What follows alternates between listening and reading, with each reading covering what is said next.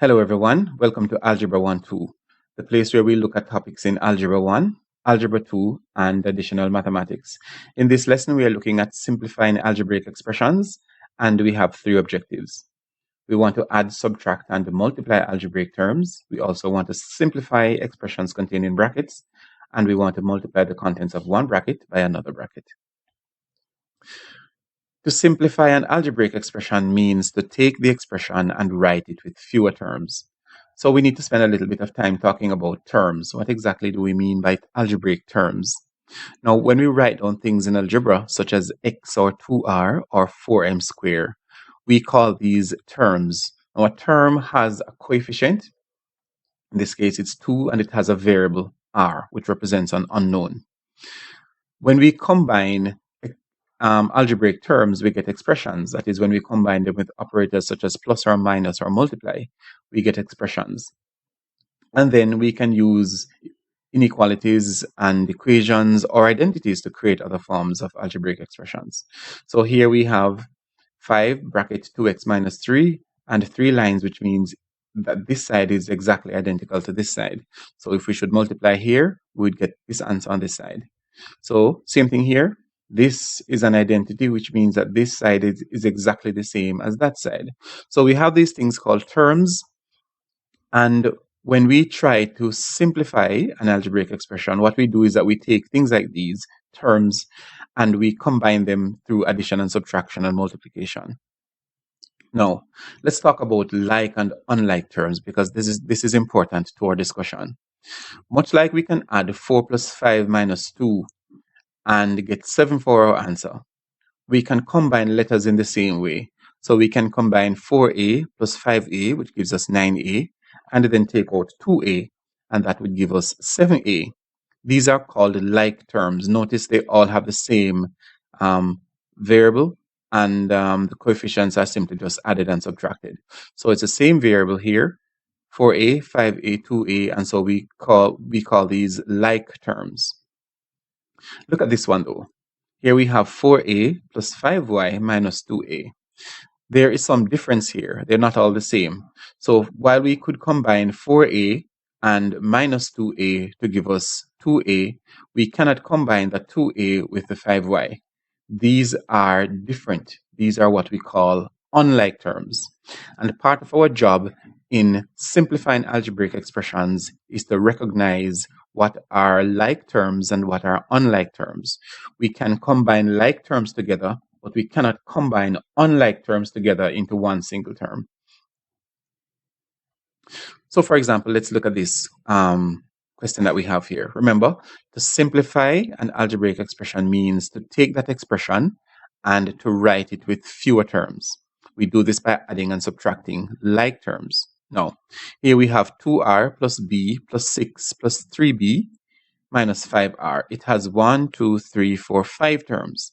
And to simplify it means to write it with fewer terms. And what we're going to do is to combine what we call the like terms. So notice 2r here is similar to minus 5r here. And this b is similar to 3b. So we can combine those by writing it as 2r minus 5r plus b plus 3b and minus 6. Now, because these two are the same in terms of the variable part, we have r and r, we can subtract the numbers. 2 take away 5. That would give us a negative 3r. And here we have a b plus another 3b. Remember that this is also 1b, so 1 plus 3 would give us a 4b. And then we have a minus 6. Oh, it's a plus 6. Then we have a plus 6. And we cannot combine this 6 with anything else, as these now are all different terms. They are unlike. So these two are like, these two are like, but this one is different. And so this would be our result here, as we cannot combine them any further. So we have taken the expression that has 1, 2, 3, 4, 5 terms, and we have reduced it to 1, 2, 3 terms. Let's look at this one. So we have 4x squared plus 12x plus 9 minus 8x minus 7, and we want to simplify it. Now here we have an x squared. There's nothing else in this expression like it. but we have a 12x here and a minus 8x here, and these two are similar.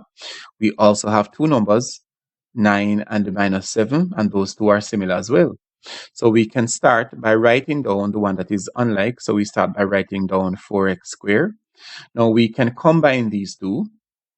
There's a 12x and a minus 8x, and you do not have to always rearrange it. Plus 9 minus 7. But just for this exercise, I'm writing it out. Now we have 4x squared. Now 12 take away 8 gives us 4, so we have a 4x there. And then we have 9 take away 7, and that gives us 2. So we have taken this expression that has 1, 2, 3, 4, 5 terms again, and we have rewritten it with 3 terms. And this becomes our answer.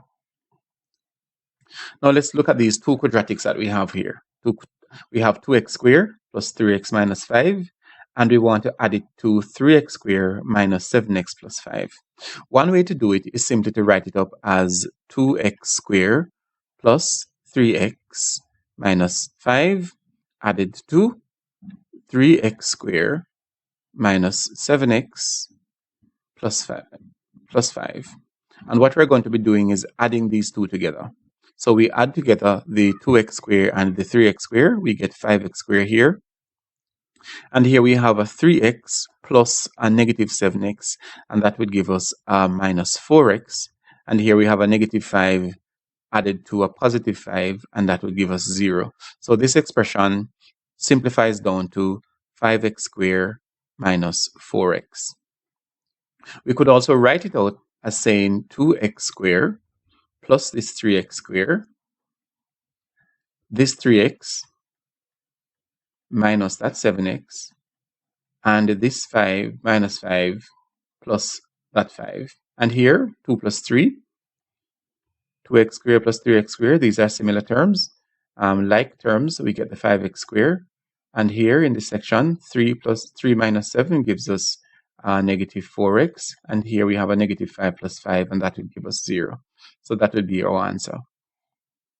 So we can combine like terms together, and once we are finished and the terms are no longer like, for example, this now is an x squared and that's an x, those two are different. So we cannot combine it any further, and that is how we know that we have come to the end of it and we have reached our answer. Now what if we have brackets in our expression? Here we have an expression that says 2 bracket 5x minus y minus 3 times 3x minus y. To answer this question, we need to be familiar with the distributive law. And the distributive law states that multiplication is distributive over addition and subtraction. And what that simply means is that if we have a number multiplying a bracket, we can distribute that number across the bracket. So for example, a bracket x plus y simply means a times x and a times y. To put that in terms of numbers, 5 times 2 plus 3. We can either add the 2 plus 3 and get 5. So we can say 5 times 5, which is 25. Or we can distribute the 5 across the bracket to say 5 times 2 plus 5 times 3. That's how the distributive law works. 5 times 2 is 10, 5 times 3 is 15, and 10 plus 15 is 25. So we use the distributive law to work out questions like these. So what we do then is that we multiply the number on the outside by the contents of the bracket. So we have 2 times 5x here gives us 10x minus 2y. Multiplying by this negative 3 outside gives us negative 9x plus 3y. So this expression now has 1, 2, 3, 4 terms. And what we want to do is to reduce it to write it down with fewer terms. So we can combine the ones that are similar. Here we have a 10x minus 9x. And here we have a minus 2y plus 3y. So 10x take away 9x leaves us with x, or 1x. And minus 2y plus 3y leaves us with y. And that becomes our answer. Notice now, these two are very different terms and they cannot be combined into a single term. So we have taken this expression and we have reduced it. We have written it down with fewer terms, which means that we have simplified it. X plus y is our result. What if we are multiplying the contents of one bracket by another bracket? How do we do that? We can apply the distributive law in the same way by taking each part of one bracket and multiplying the other bracket. So for example, multiplying this bracket by this bracket, we can simply say start with 2x and multiply that by this bracket, 3x minus 4, and then we take the 5 and also multiply the same bracket, 3x minus 4. So 2x times 3x here, remember our indices, when you're multiplying similar bases, you add the powers. So this is x to the 1, x to the 1. So 2x times 3x here gives us 6x squared. 2x times minus 4 gives us a minus 8x. Plus we're multiplying 5 times 3x, that gives us 15x. And 5 times minus 4 gives us a minus 20. Now we have 1, 2, 3, 4 terms, and we want to write it with fewer. These two are similar, so we can combine them together.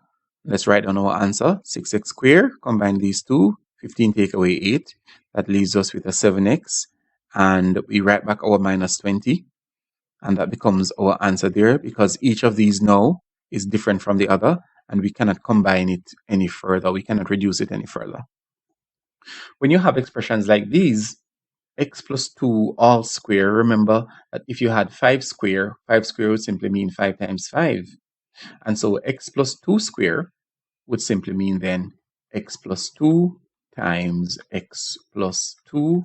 And we would simply follow as we did here by using this x to multiply that bracket and using that 2 to multiply the second bracket. And that would give us x squared plus 2x plus 2x plus 4. Combining these two in the middle, we get x squared plus 4x plus 4. And that's our answer right there. We can use these, we can combine them together to do stuff like doing simple proofs of simple identities. Now this here is saying that bracket 2x minus 3, bracket 2x plus 3, minus all of this square is equal to this. And our job in solving questions like these is to work out this side, or to work out one side and show that it's equal to the other side. So this expression on this side is exactly, we call it the left-hand side, and this is the right-hand side. We are to simplify the left-hand side and show that it's actually equal to the right-hand side. So we're going to use the same idea as we did a while ago, which is to multiply one bracket by another bracket. Here we start with saying, let's put these in a bigger bracket here. This 2x times the 2x plus 3 minus that 3 times the 2x plus 3. So we have that, and then we have minus, and we're going to work out this one, which means x minus 4 times x minus 4. We'll get to that. Let's multiply here. It gives us 4x squared plus 3 2's 6x. Here, minus 6x minus 9. Let's leave that a little bit and go over to this side. And when we're working this out, it's going to become minus x times x minus 4 minus 4 times x minus 4. So working this out gives us x squared minus 4x minus another 4x plus 16. And let's simplify now. So we have a 4x squared here plus 6x minus 6x. This will give you a 0. So what we're left with here is 4x squared minus 9. And now we're subtracting all of this. This turns out to be x squared minus 8x plus 16. So we're actually subtracting, let's just write it down again. 4x squared minus 9 minus x squared. This minus here gives us a positive 8. So we have 8x. And this minus here gives us a minus 16. And notice now we can combine our terms. 4x squared minus x squared here gives us 3x squared. And here we have a 8x that there's nothing else there like it, so we just have to write it back. But then we have two numbers. We have a minus 9 and a minus 16. And the minus 9 and minus 16 combined together gives us minus 25. So we have shown that this side is exactly the same as this side. That is, the left-hand side, when expanded together, expanded out and simplified, actually is this answer over here. Now remember to practice these skills until you master them. The only way to learn mathematics, remember, is to do mathematics. And if you haven't subscribed as yet, please remember to do so. Thank you very much for watching.